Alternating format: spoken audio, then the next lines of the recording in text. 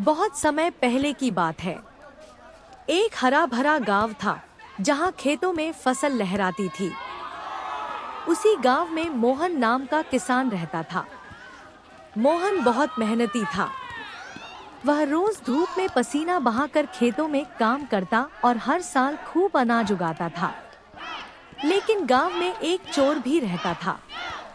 एक रात वह सोचने लगा, मोहन के खेत से अनाज चुराना आसान है। कल रात चलूंगा। अगली रात अंधेरे में चोर चोरी करने आया। लेकिन मोहन पहले से ही चौकस था और पास में ही छुपकर देख रहा था। चोर बोरी में अनाज भर ही रहा था कि अचानक मोहन ने जोर से आवाज लगाई। कौन है वहाँ? मेहनत किए बिना खाने का हक किसी को नहीं। चोर डरकर भागने लगा, लेकिन मोहन ने उसे पकड़ लिया और गांव वालों को बुला लिया। गांव की पंचायत बैठी। गांव वाले बोले, मेहनत से कमाना ही असली धन है, चोरी करना पाप है।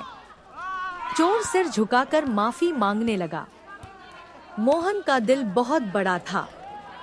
उसने मुस्कुराकर चोर को थोड़े अनाज की बोरी दी और कहा, अगर भूख लगी है तो मेहनत करो, चोरी मत करो।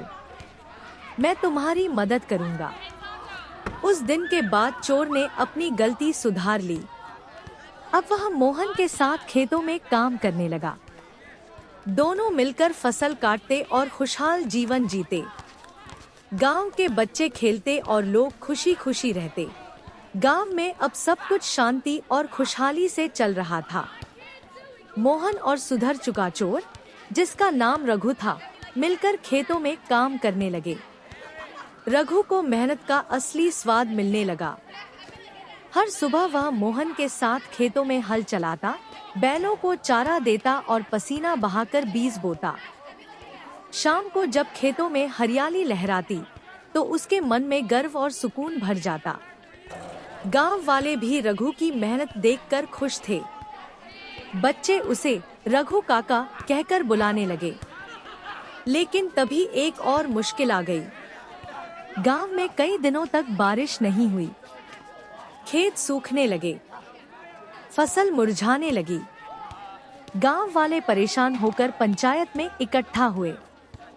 सभी ने कहा, अगर जल्द पानी नहीं आया तो हमारी मेहनत बेकार हो जाएगी।